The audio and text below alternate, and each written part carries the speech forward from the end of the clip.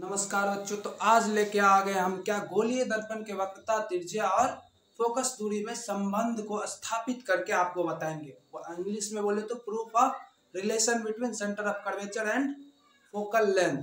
Centre of curvature मतलब centre of curvature नहीं, radius of curvature. हाँ, relation between radius of curvature and focal length और radius of curvature के बीच में क्या करेंगे, रिलेशन डिफाइन प्रूफ करेंगे उसको कि कैसे आता है। उसके बारे में हर एक चीज को जब पहले जान लेते हो वो होता क्या है, जिसको प्रूफ करना वो पहले दिखा देता है आपको क्या प्रूफ करता है। ये देख लीजिए होता क्या है।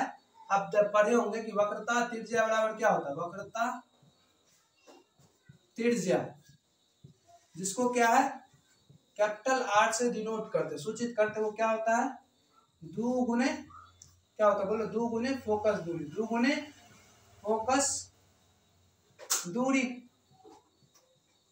दो गुने फोकस दूरी को एफ से डिनोट करता है। अगर सीधे सीधे लिखे तो आर बराबर 2f, और इसको थोड़ा ऐसे करे क्या करे, ये गुना में है बराबर के इस तरफ जाएगा तो क्या आएगा भाग में आ जाएगा, तो क्या आएगा एफ बराबर आर बट्टे 2। हमको क्या करना है, यही प्रूफ करना है, तो सिद्ध करना है। क्या करना है हमको, इसी चीज को आज सिद्ध करके देखेंगे, सिद्ध करना है। और ये सवाल अक्सर आते रहता है बिहार बोर्ड में, और ये जानना भी तो जरूरी, आता क्यों, ये तो इंटरेस्टिंग फैक्ट है। तो इसको जानिए, थोड़ा ध्यान से देखिएगा क्या करेंगे।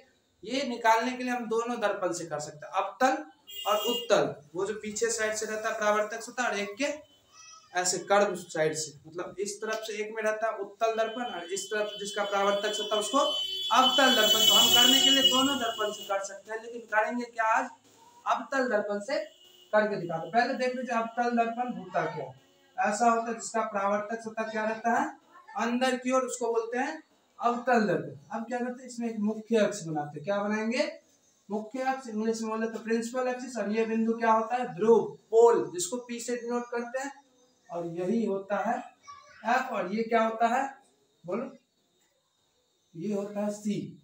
और फोकस दूरी क्या होता है, यहाँ से यहाँ तक, मतलब यहाँ से यहाँ तक की दूरी को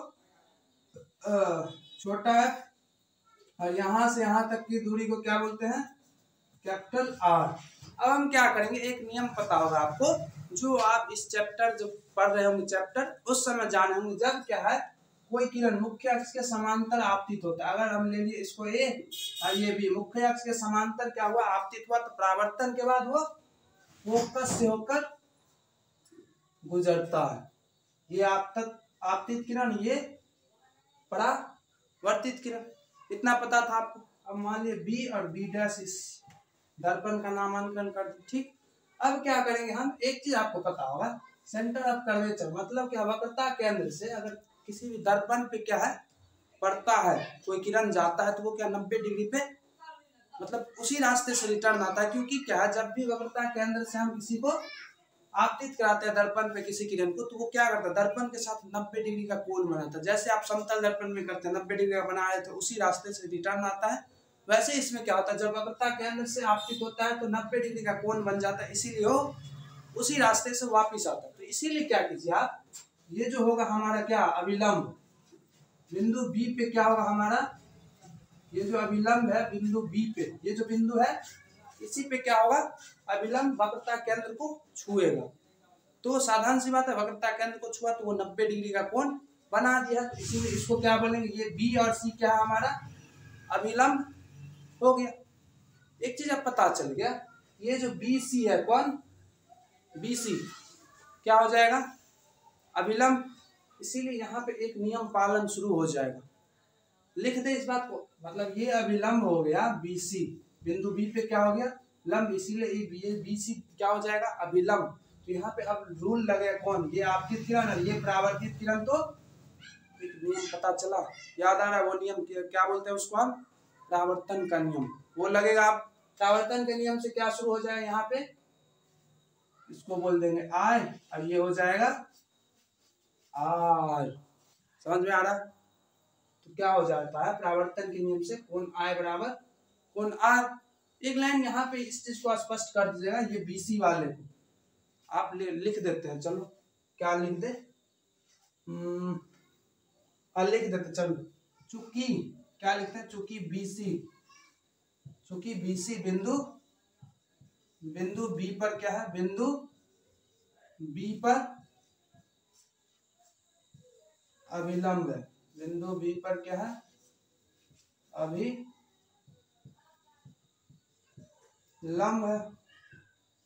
इसीलिए क्या हो जाएगा हमारा कौन है, आई का क्या नाम है, कोण ABC। कौन सा कोण, ABC किसके बराबर हो जाएगा, कोण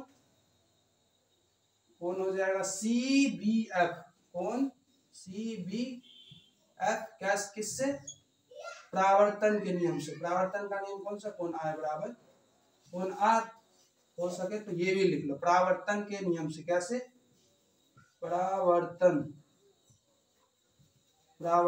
के नियम से।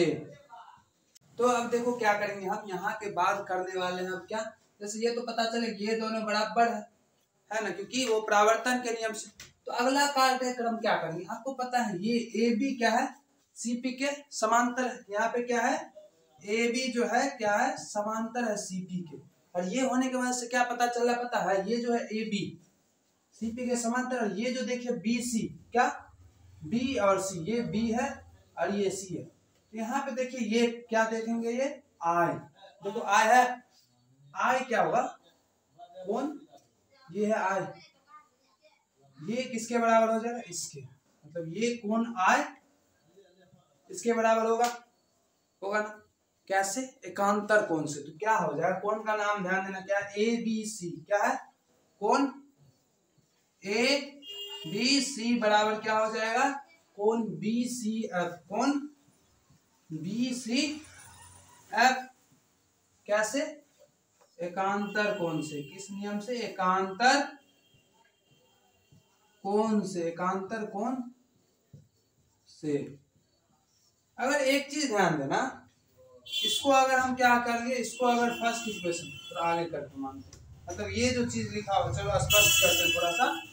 लिखा हुआ है कोण ABC, यहाँ जो लिखा हुआ है इसको ABC बराबर कोण CBF, इसको मान लिया first, and angle ABC is equal to angle BCF, इसको मान लिया सेकेंड इक्वेशन। मतलब यहाँ पे देखिए इन दोनों को क्या करेंगे, दोनों इक्वेशन, दोनों समीकरण को तुलना करेंगे। क्या करेंगे, समीकरण, या नहीं तो सीधे सीधे लिखो, तुलना करेंगे। ये तुम समझो, हम क्या करते हैं, लिख देते हैं समीकरण 1 एवं 2 से। समीकरण 1 एवं 2 से क्या हो जाएगा, देखो ABC क्या है, यहाँ ABC और ABC दिख रहा है, इसका कथन क्या मतलब पता है, क्या है कि राम क्या है, श्याम, राम का जो ऊंचाई है, हाइट है, वो श्याम के बराबर है, क्या है। और किसी ने बोला राम का ऊंचाई लक्ष्मण के बराबर भी है, तो क्या लक्ष्मण और श्याम का ऊंचाई बराबर होगा क्या, नहीं समझा, तो सब तीनों तो बराबर हो जाएगा, क्योंकि देखो ये ABC इसके बराबर, ABC के बराबर ये, तो एंगल क्या हो जाएगा, CBC बराबर एंगल BCF हो गया। क्या, एंगल CBC मतलब एंगल CBC नहीं, CBFF। ओहो, कहाँ गया कम, अरे इतना बड़ा मिस्टेक कैसे हो गया, CBF, तुम लोग ध्यान से रखो यार, क्या है, CBF है। तो यहाँ पे CBF क्या है, BCF के बराबर है। ये जो एंगल कौन है, CBF, ये एंगल BCF के बराबर। थोड़ा कलर चेंज कर दो, अच्छा लगा तुमको। ये एंगल ध्यान दो, क्या हो गया, ये एंगल इस एंगल के बराबर है। दो एंगल बराबर मतलब दो कोण बराबर, इससे क्या समझे आप पता है, तो ये हो गया, जब ये दो कोण बराबर तो ये समद्विबाहु त्रिभुज हो गया। जब ये समद्विबाहु त्रिभुज हो गया मतलब तब क्या होता है, उसके सम्मुख कोण बराबर होता है। सम्मुख कोण बराबर तो सम्मुख भुजा बराबर, करस्पॉन्डिंग साइड बराबर, तो इसके सामने वाला भुजा ये और ये भी बराबर हो जाएगा। तो ये दोनों बराबर, तो क्या हो गया, त्रिभुज कौन सा बोलो, CBF। त्रिभुज CBF एक समद्विबाहु त्रिभुज है, एक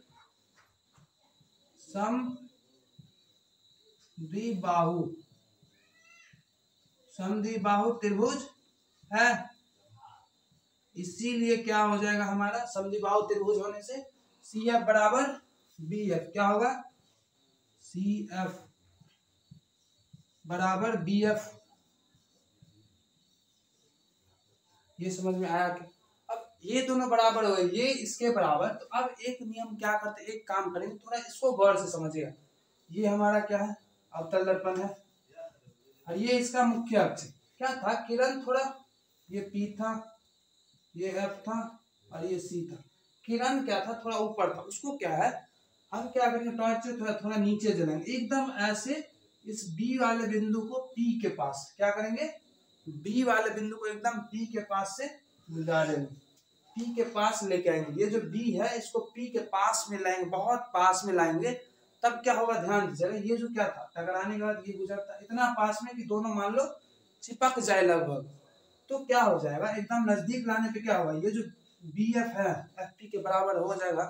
तो एकदम नजदीक में लेके आएंगे इस B वाले बिंदु को, ये B वाले बिंदु को क्या कि P वाले एकदम नजदीक में, मतलब एकदम आपको दिखाने के लिए थोड़ा दूर किया, एकदम नजदीक लेके आएंगे। तो ये क्या हो जाएगा, BFP FP के बराबर हो जाएगा क्या। तो इसीलिए क्या किया हम, बिंदु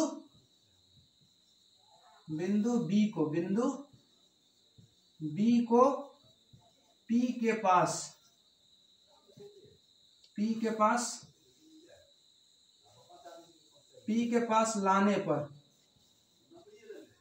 पास लाने पर क्या हो जाएगा, BF बराबर FP।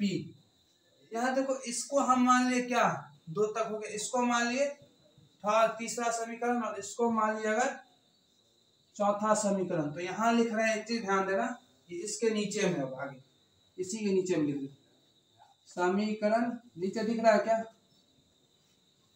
समीकरण 3 एवं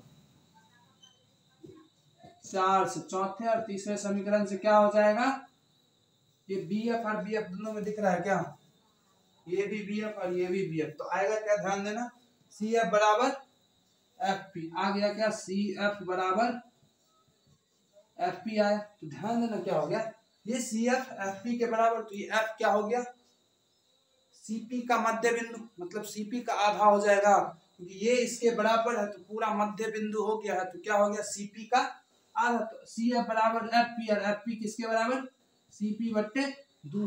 तो कुछ चमक रहा होगा आपको देखने से, क्या चमका, देखो ये जो FP है, FP को ही तो F छोटू f से दर्शाते हैं, क्या है, ध्यान देना, इसी को थोड़ा आगे करके करते हैं हम।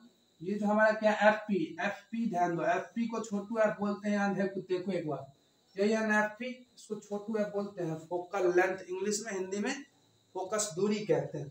तो क्या होगा, छोटा f दिख रहा है कैमरे में, और किसके बराबर होगा, CP पूरा क्या है, देखो ये C और P, ये पूरा क्या है, बड़ा R और बट्टे में 2, यही प्रूफ करना था क्या। तो लो प्रस्तुत है आपके सामने, तो सिद्ध हुआ, हेंस प्रूफ। और इसी का क्या 5 नंबर मिलता है लगभग, कई बार 5 नंबर में पूछता है बिहार बोर्ड के वार्षिक परीक्षा में। तो इसको क्या कीजिए, आप अच्छे से नोट कीजिए, और किसी तरह का कोई दिक्कत हो तो पूछ लीजिए। एक चीज और ध्यान दीजिए, पहले शुरुआत कीजिएगा कहाँ से छापना, यहाँ से फर्स्ट टाइम, फिर यहाँ तक आने के बाद इधर से छापना। कई बच्चा एरर करता है इस सब चीजों में। और थर्ड बार कहाँ से आना है, यहाँ से तीसरे बार में छपाई शुरू कर दो। क्या कीजिए, आप अच्छे से नोट कर लो। आज के लिए इतना ही, आज क्या था यही सिद्ध करने के लिए आए थे। तो thanks for watching, have a nice day, bye bye.